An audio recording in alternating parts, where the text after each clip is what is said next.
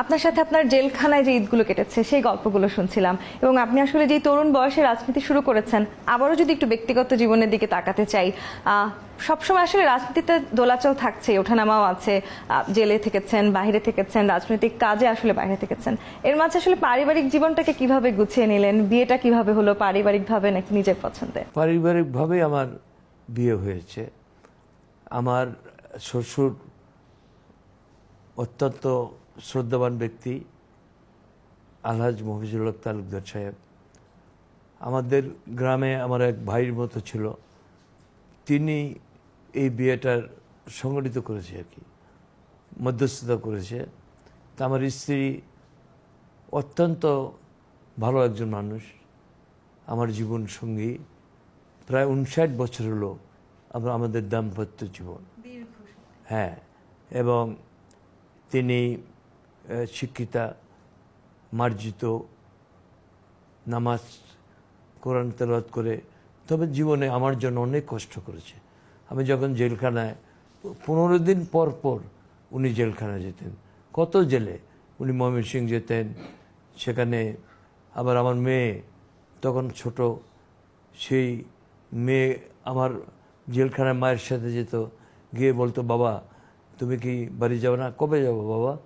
আমি তোমার সাথে থাকতে চাই। সেই দিনগুলোর কথা মনে হলে চোখে পানি রাখা যায় না। যাই হোক, এতে আমার কোনো দুঃখ নেই, কিন্তু আমি আমার নিজেকে ঠিক রেখেছি। আমার ব্যক্তিগত জীবন, রাজনৈতিক জীবন স্বচ্ছ। আমি শিল্প বাণিজ্য মন্ত্রী ছিলাম একসাথে, 2টা মন্ত্রণালয়ের আমি বাণিজ্য মন্ত্রী ছিলাম। সততার সাথে, নিষ্ঠার সাথে আমি মানুষের সেবা করার চেষ্টা করেছি।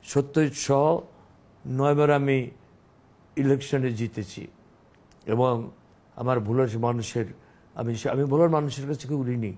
তারা আমাকে ভালোবেসেছেন, এখনো ভালোবাসেন। সেই ভালোবাসাটা নিশ্চয়ই আপনাকে অর্জনও করে নিতে হয়েছে। এই যে সুদীর্ঘ 60 বছরের কথা আপনি বলছিলেন আপনার জীবনসঙ্গিনীর সাথে, তিনি নিঃসন্দেহে আপনাকে অনেক বেশি সাপোর্ট করেছেন।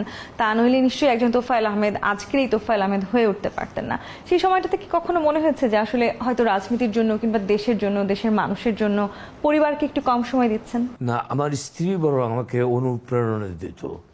তিনি খাতাপত্র নিয়ে আমার জেলখানায় যেতেন, কিন্তু ওই খাতা এমনি জেলখানায় দেয় না, ওই জেল সুপারের সিগনেচার লাগে, অনুমোদন লাগে, কাগজ দিয়ে দিয়ে যেত।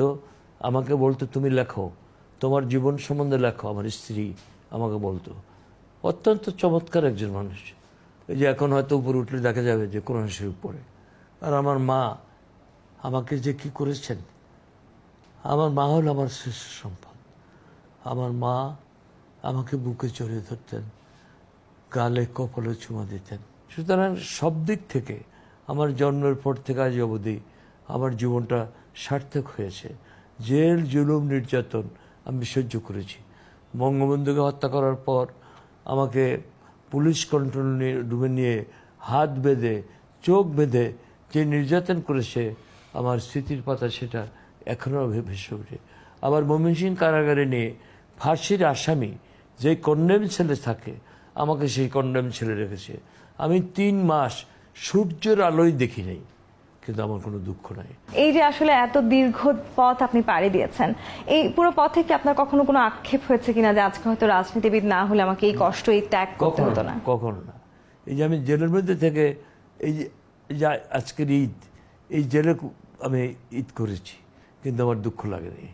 দুঃখ লেগেছে আসলে আমরা যারা কারাগারে রাজবন্দী, আমার মতো লোক যে রাজবন্দী, যারা জেলে থাকি, আমাদের কিন্তু কষ্ট হয় না। কষ্ট হয় পরিবারের, কষ্ট হয়েছে আমার মেয়ের, কষ্ট হয়েছে আমার স্ত্রীর। এই কষ্ট, অনেক কষ্ট। সে কোথায় ময়মনসিংহ, তখন আমার গাড়ি নাই, কোনো কিছু নাই। সেই ময়মনসিংহে ট্রেনে যেত বা কোনোভাবে যেত, কষ্ট করে খুবই, বা অন্য কার গাড়ি। যেমন আমার স্ত্রী, আমি যখন কুষ্টিয়া জেলে আমাকে দেখতে গেলেন, কিন্তু রাস্তায় একটা জিপ ছিল আমার এক আত্মীয়র, তার জিপ গাড়ি ঝিনাইদহ থেকে নিয়ে কুষ্টিয়া যাচ্ছিল, রাস্তায় অ্যাক্সিডেন্ট হলো।